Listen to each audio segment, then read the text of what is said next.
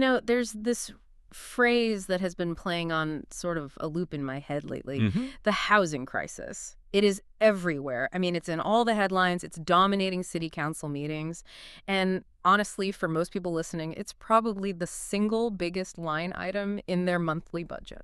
It's the monster in the room. Yeah. And, the problem with a phrase like housing crisis is that it gets used so much it starts to lose its meaning. It just becomes background noise. Right. But when you actually stop and look at the machinery behind that phrase, I mean, the level of dysfunction it's just staggering. That's exactly what we're doing today. We want to move past the simple rent is too high complaint, which, I mean, it's valid, it is, but we want to take apart the engine. Get under the hood. Exactly.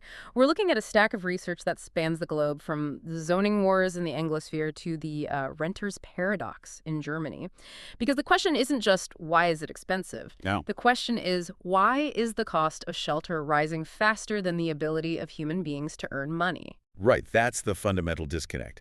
And before we really get into the weeds with zoning laws and financial spirals, we have to pin down what crisis even means in this context. Okay. Because technically, we're usually talking about two different things that are kind of colliding. So one is the physical shortage, right? Just literally not enough roofs for heads. Specifically, not enough roofs where the heads want to be. That's a crucial distinction. It's everything. We have plenty of cheap housing in places with no jobs. The crisis is the mismatch between economic opportunity and housing supply. Okay, so that's one part. What's the other? The second part of the definition is the financial crisis within the housing market itself. We're talking asset bubbles, mortgage fragility, that kind of thing. And the metric that sort of ties them both together. It is the decoupling of income and housing costs. Simple as that. When you see housing costs rising by, say, 7% a year, but household incomes are just grinding forward at 2%. You're mathematically guaranteed to hit a breaking point. You are. And we are seeing that breaking point manifest differently all around the world. In the global south, it looks like informal settlements, slums. Yeah. In London or San Francisco, it looks like the eradication of the middle class, people just being priced out completely. So we have a pretty clear mission for this deep dive then. We're going to map out this web of problems, as you put it. Yeah, that's the goal. We're going to look at the fierce economic debates on causes. Is it supply or the broader economy?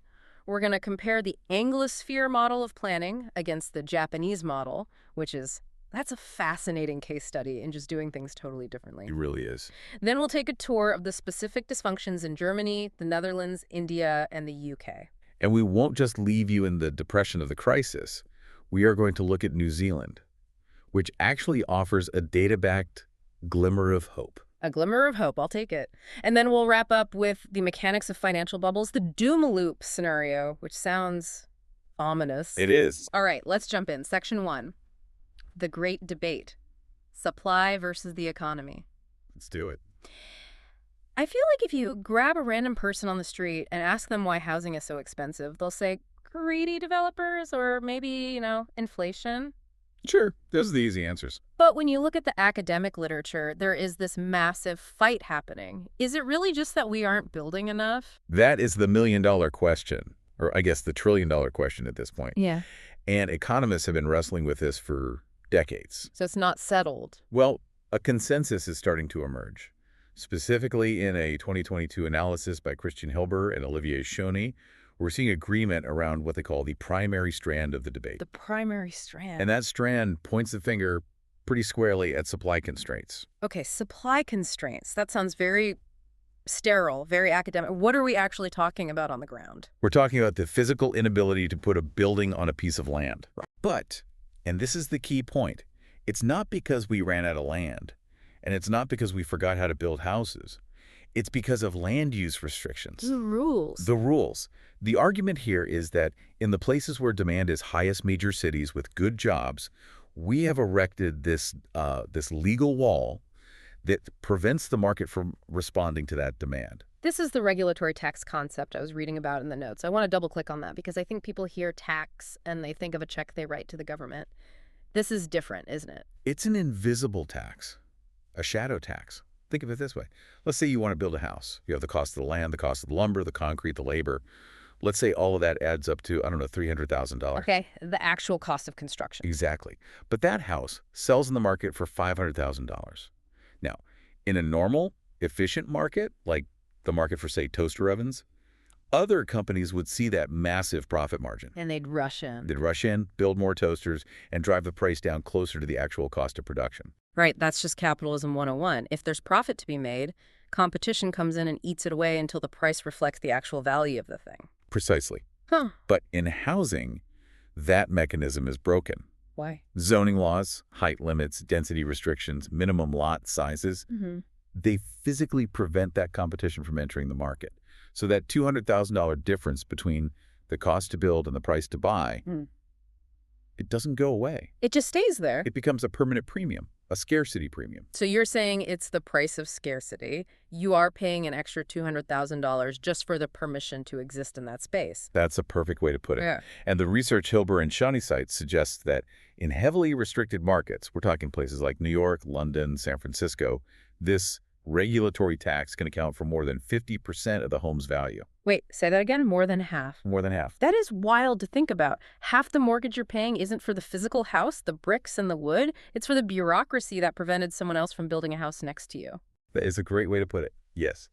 Now, to be fair, there is the other strand of the debate. Okay. The other side argues that we can't ignore the macroeconomy. They look at interest rates, the availability of financing, speculation. The big picture stuff. Right. They argue that even if you deregulated everything, you'd still have incredible volatility because developers are they're terrible at forecasting prices. Right. I can see that. If a developer thinks prices are going to drop next year, they stop building today. Which then creates a shortage tomorrow and prices shoot up again. So it's a boom-bust cycle that's just inherent to the industry. That's their argument. Yeah. But the supply-siders would counter that, yes, those cycles exist, but if we didn't have the zoning straitjacket on, the market could adapt to those macro shifts much, much faster. It could respond. It could respond. As it stands now, the market is basically paralyzed. It can't build what's needed where it's needed. We've mentioned zoning a lot, but that's not the only rule in the book. What about something like building codes? This is a much trickier area, to be honest, because everyone agrees we need building codes. We don't want fires. We don't want buildings collapsing in an earthquake. Safety is paramount. Of course. But critics, and even some of the sources we were looking at, argue that we have let safety morph into exclusion. How so? What does that mean? Well, as codes become more and more complex, requiring specific, very expensive materials, intricate energy efficiency systems, massive elevators in small buildings, they raise the baseline cost of any new housing. It becomes literally illegal to build a cheap house or even a simple no-frills house. So we have effectively legislated the starter home out of existence. It's like you either have to build luxury or you don't build at all because the code itself requires luxury-grade inputs. In many ways, yes, that's a huge part of the problem. But we also have to be fair to the reality on the ground. It is not just policy. Okay. A report by Moody's Analytics a while back highlighted that even if we fixed all the laws tomorrow, we're still facing very real physical shortages. The stuff shortage. The stuff and the people. We have chronic shortage of skilled labor, plumbers, electricians, framers, you name it. Right. And global supply chains for materials like lumber and steel are still reeling from the aftershocks of the pandemic.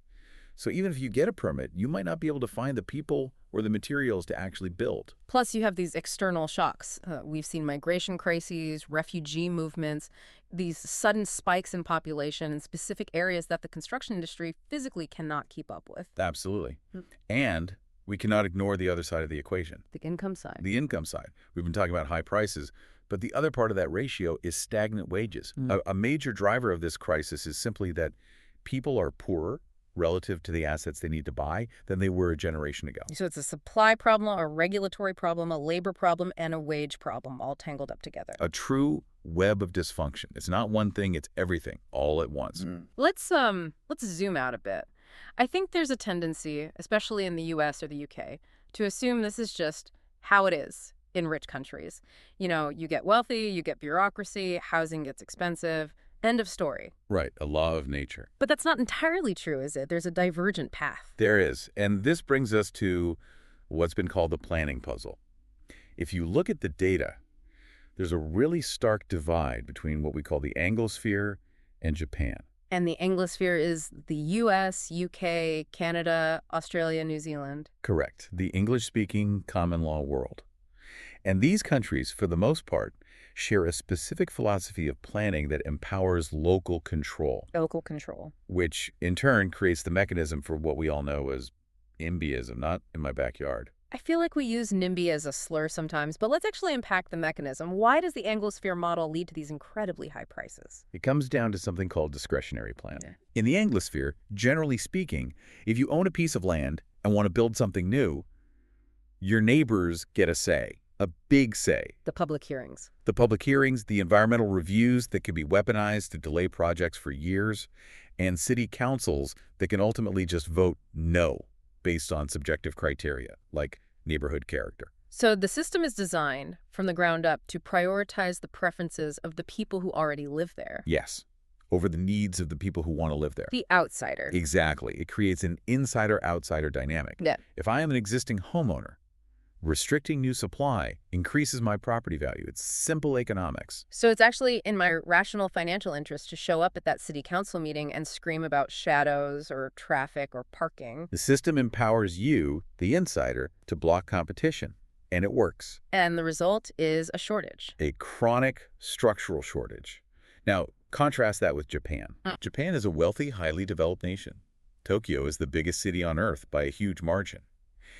But their housing costs have remained relatively flat and affordable compared to incomes for decades. Which is the opposite of what's happened everywhere else in the developed world. Completely the opposite. So what's the aha moment? Yeah. What's the secret? They just don't ask the neighbors. Essentially, yes. That's the simple version. Japan uses a system of nationalized zoning control. Nationalized, so not local. The central government in Tokyo sets the rules for the whole country. They have about 12 zones like Category 1 low-rise residential. And if a developer's plan meets the mathematical criteria for that zone, height, setback, safety codes, they get the permit. It's a checklist, not a debate. It's by right development. It almost completely removes the power of local municipalities to block projects. A local mayor in a Tokyo suburb can't just decide to stop an apartment building because the neighbors are grumpy. If it meets the code, it gets built, period. That is a massive, massive difference in philosophy. It turns housing construction into something more like a manufacturing process rather than a political battle. And the result is abundance. Yeah. Now, Japanese homes are smaller, yes, and they don't really view housing as an investment. The way we do houses there actually depreciate in value, like cars. Wow. But everyone has a place to live, and it's affordable. It really challenges this core assumption of the Anglosphere, that local control is always an inherently good. Here, it seems like local control is the cause of the crisis. It's arguably the primary cause. Oh, where does Europe fit in this? Are they Team Anglo or Team Japan? They're sort of the middle path. Most developed European countries, France, Germany, the Nordics, they generally favor higher density than the Anglosphere. They don't have those sprawling suburbs of single-family homes to nearly the same extent. Right, more mid-rise apartments. Exactly. But they have significantly more regulation and tenant protection laws than Japan. So it's a hybrid. So they build more than us, but they regulate it more than Tokyo does. Roughly, yes. But as we're about to see when we look in the case studies, that middle path has its own very deep cracks. Before we get to the specific countries, I want to talk about the human cost of all this. We've established the machinery of the crisis, but what does this machinery actually do to a society? It fractures it. I mean, to put it bluntly, specifically, it creates a generational canyon.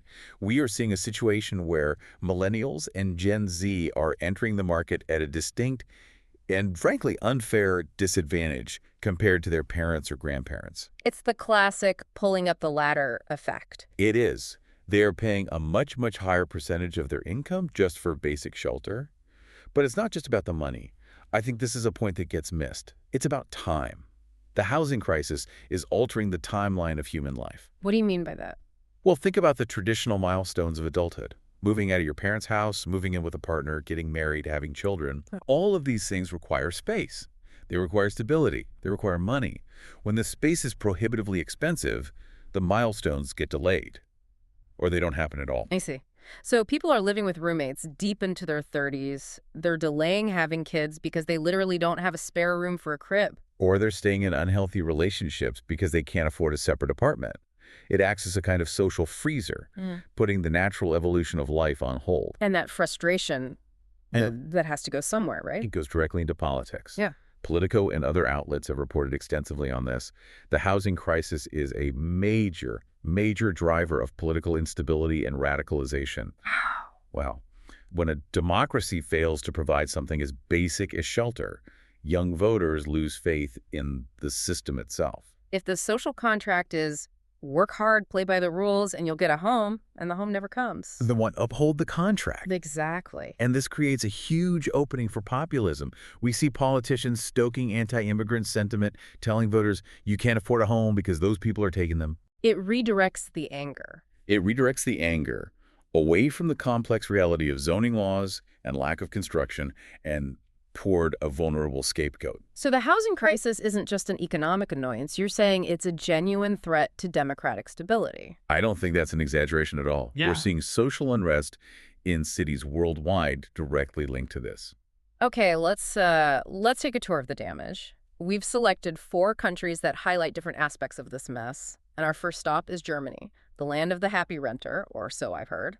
Or, so the myth goes, yes. Germany is often held up as the alternative model. People say, be like the Germans, just rent forever. And it's true their homeownership rate is really low, right? It's very low, only about 46.7% as of 2022. So why is that? Is it just a cultural thing? It's partially cultural, but it's much more structural. The German tax code doesn't incentivize buying the way the US or UK codes do. For instance, in America, you can deduct your mortgage interest from your taxes. Yeah. That's a huge subsidy for homeowners. Germany doesn't have that for owner-occupiers. So the government isn't actively paying you to buy a house. And they had a lot of social housing historically. A robust supply of high-quality, rent-regulated social housing. So renting was stable, it was affordable, it was high quality. You could raise a family in a rental without that constant fear of eviction or massive rent hikes. But the notes say this is changing. The paradise is cracking. It's unraveling. In the early 2000s, the government reduced subsidies for both ownership and social housing, assuming the market was stable and could handle it. And then came the era of ultra-low interest rates after the financial crisis. Investors, both domestic and international, flooded into German real estate looking for a safe return. Prices shot up. And now, Germany is seeing a steep, steep rise in overcrowding. The renter's paradise is running out of rooms. Exactly. They stopped building enough social housing, and the private market pivoted entirely to luxury units for investors, leaving the middle completely squeezed. Okay, let's move next door to the Netherlands. This seems like a case study in what you call the policy trap. It is painful to watch. The Netherlands is currently facing a massive shortage. About 396,000 homes as of mid-2025. That is nearly 5% of their entire housing stock just missing. And the government decided to step in, right? They tried to fix it. They did. They passed the Good Landlordship Act in 2023 and the Affordable Rent Act in 2024. These laws effectively capped rents for mid-priced dwellings at around 1,100 euros. Okay, stop right there. If I'm a renter in Amsterdam, I am cheering. Rent cap. My rent won't go up. This sounds great for tenants. In the very short term, for existing tenants, yes, you're safe. But here is the trap. In the Netherlands, a lot of new construction is funded by housing associations and large institutional investors, like pension funds. Right. They rely on rental income from their existing properties to generate the capital to build new projects. So when you cap the rent, you're also capping their revenue. And when you cap their revenue, the return on investment for building a new apartment building, it collapses. It falls below the line of viability. So what do? They stop building. Or, even worse, they sell off their rental units to owner-occupiers to get out of the rental market entirely, which reduces the rental stock even further. Oh, wow. So the intent was to make housing more affordable, but the mechanism actually choked off the supply of new housing, making the original problem worse. Precisely. The government's goal was 100,000 new homes a year. In 2024, they only hit about 82,000.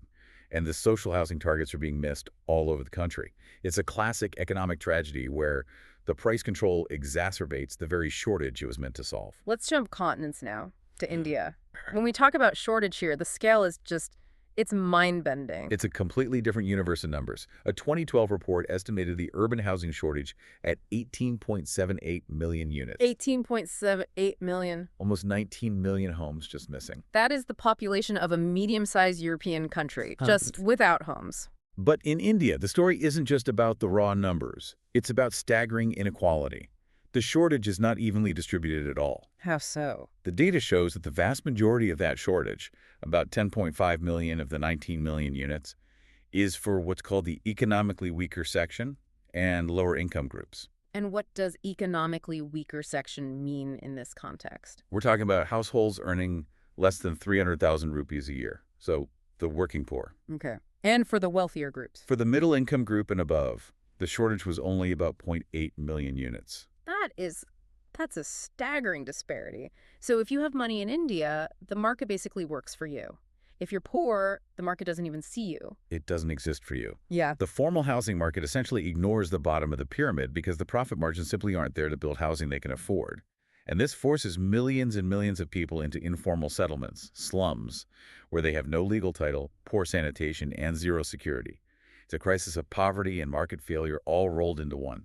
Let's bring it back to the Anglosphere. The United Kingdom. This one feels like it's almost a geography problem. The UK is really a tale of two countries. You have the Southeast and London, which have massive demand, huge job growth, and a severe undersupply of housing. And then you have parts of the North, which have struggled economically, have lower demand, and plenty of empty or cheap housing. But you can't just tell a London banker or even a London barista to move to Newcastle if there isn't a job there for them. Exactly. Labor mobility is completely tied to the housing market. But the big controversy in the UK right now is about the math the government uses to decide where to build. They have a formula for it. Of course they do. It's called the standard formula for assessing housing needs. I love when governments have a standard formula. It usually means something important is being oversimplified. Oh, it is. The formula looks at projected household growth. So it asks, how many new families will form next year that need a home? Okay, that seems logical. It seems logical, but critics argue it ignores the backlog. It doesn't account for the millions of people living in overcrowded homes or substandard flats right now. It's like planning a dinner party for the guests who are scheduled to arrive at 7:00 p.m., but completely ignoring the 10 people who have been standing in your kitchen hungry since 5:00 p.m. That is a perfect analogy. A 2019 report estimated that 4.75 million households in Great Britain are in need of adequate affordable housing today. The backlog is huge, but the formula is entirely focused on tomorrow's needs. And what's the target? Parliament has a target of 300,000 new homes a year, but given the planning restrictions and the NIMBism we discussed earlier, hitting that is a Herculean, if not impossible, task. This is all very heavy. We have zoning failures, policy traps, massive inequality, and just plain bad math. Is there any good news out there? Is anyone actually fixing this? Brace yourself. We actually have a hero in this story. Let's talk about New Zealand. New Zealand? Wait a minute. I thought they were the poster child for the housing bubble. Auckland was one of the most unaffordable cities on the planet. They were, absolutely. But that extreme crisis forced them to act. And what they did is a fascinating natural experiment in supply-side economics. It's one of the few places we have real hard data on what works. Okay, I'm listening. What was the move? In 2013, the city of Auckland passed what they called the Unitary Plan. It was a massive sweeping upzoning of the city. They basically looked at the map and said, okay, we're going to allow more density, more housing across about 3/4 of the residential land. So they legalized apartments and townhouses in neighborhoods where only single-family homes used to be allowed. Yes. And crucially, they didn't just do it in a few token spots. They did it broadly across the city. And because we have all this data from before and after the change, researchers can very clearly measure the impact. Did prices crash? Did the world end? Not a crash, but a significant measurable correction in affordability.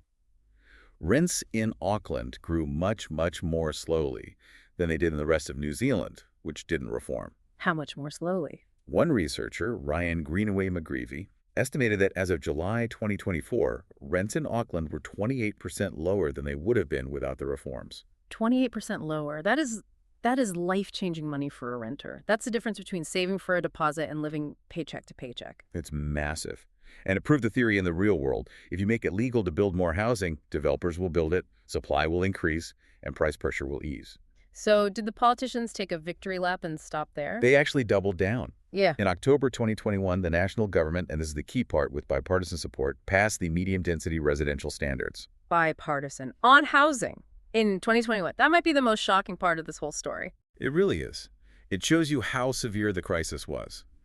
Both major parties agreed it was too big to ignore and play politics with.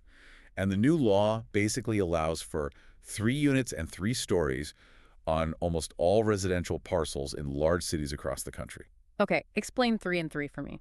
It means on a standard suburban lot that used to hold 1 house, you now have the right by right, no public hearings, no special permission, to build 3 townhouses up to 3 stories tall. So you can triple the density of the lot without needing to ask the neighbors for permission. It effectively ends the single-family-only zoning that dominates the entire Anglosphere. It's a huge shift. It moves New Zealand away from that discretionary NIMBY model and nudges it much closer to that predictable Japanese model. That's the idea. It is one of the boldest housing reforms anywhere in the developed world. That is genuinely hopeful. It shows that these aren't laws of physics, they're just laws of parliament. We made these rules and we can unmake them. We can, but there's one last hurdle, Okay. and it's probably the biggest one. Let me guess. Section 6, the financial feedback loop. The money. The money. Because even if you fix all the zoning, you still have to deal with the fact that housing is not just shelter. It's a financial asset. And assets are prone to bubbles and crashes. We need to unpack this price default spiral. This sounds like a roller coaster nobody wants to ride. It is a concept detailed by researchers Gurin and McQuaid in 2020, and it explains why housing crashes are so uniquely destructive to an economy. So imagine we're in a recession, people lose their jobs. Okay, so step 1, an income shock hits the system. Right. Step 2, foreclosures begin. People can't pay the mortgage, so the bank takes the house. This starts to put distressed inventory on the market. Step 3, prices start to drop because there is suddenly more supply from these foreclosures and the sellers are desperate. Exactly. But here is where the spiral kicks in. When prices drop and the economy is shaky, banks get terrified. They tighten credit standards. They stop lending money. So even if you are a potential buyer who wants to buy that cheap foreclosed home, you can't get a loan. So the buyers just vanish from the market. Which pushes prices down even further. And this leads to the underwater problem. If you bought your house for $500,000 and its market value drops to $300,000, you now owe the bank more than the house is even worth. Which makes you much more likely to just walk away and default on the loan, leading to more foreclosures. And the spiral spins down and down. It creates that devastating boom-bust rebound pattern that we saw in 2008, and it harms the wider economy. Because housing is the primary collateral for so much of the banking system. When housing tanks, it drags the banks down, which drags business lending down, which kills more jobs. It connects right back to that core tension we mentioned at the very start. Housing has this dual identity. It's a human right, it's shelter, but it's also an asset. It's an investment. And those two identities are fundamentally at war with each other. Think about it. We tell people, buy a home, it's the best investment you'll ever make. Right. For it to be a good investment, its value has to go up, preferably faster than inflation. Of course. I want my house to double in value so I can retire comfortably. But if your house doubles in value, that means the next generation has to pay double what you paid to buy it. If housing is a great investment for the owner, it is by definition becoming unaffordable for the next buyer. You can't have affordable housing that is also a killer financial asset. You really can't. You have to choose. And that is the political paradox that no politician wants to admit to voters. We have covered an incredible amount of ground today. I mean, from the regulatory taxes hidden in our zoning codes, to the bipartisan upzoning revolution in New Zealand, to the terrifying math of these financial spirals. It's a massive topic, but you can see how all the threads are connected. It's not just one thing. So let's try to synthesize this. The housing crisis isn't one problem. It's a supply issue, first and foremost, largely caused by NIMBYism and restrictive planning. Yeah. It's a cost issue driven by shortages of labor and materials. It's a policy trap where well-intentioned ideas like rent caps can backfire and kill investment. And it's a financial stability issue where the whole economy is held hostage by the housing market. And it's a universal problem. But the takeaway for me is that the solutions do exist. This isn't an unsolvable mystery. We know what works. We do. Japan shows us that centralized by-right zoning works. Auckland shows us that aggressive upzoning works. The problem isn't a lack of knowledge. It's a lack of political will. Because the solution requires giving something up. Exactly. It requires the people who are already inside the castle to give up some of their control. And that brings us to the final thought I want to leave everyone with today. We spent a lot of time comparing the Anglosphere our model with the Japanese model. Our model gives us local control. It lets us say no to the developer, no to the traffic, no to change. It feels democratic. It feels like we have a voice. But the cost of that control is exclusion. The cost is high prices. The cost is an entire generation locked out of the stability and wealth creation that our parents took for granted. So the question is this. Are we culturally prepared to give up that not-in-my-backyard power to solve the crisis? Or is our desire to control the character of our own neighborhood always going to outweigh the collective need for everyone to have an affordable place to sleep? That is the question. And I think the answer will define the next 20 years of our cities and maybe our societies. Thanks for diving deep with us. My pleasure. See you next time.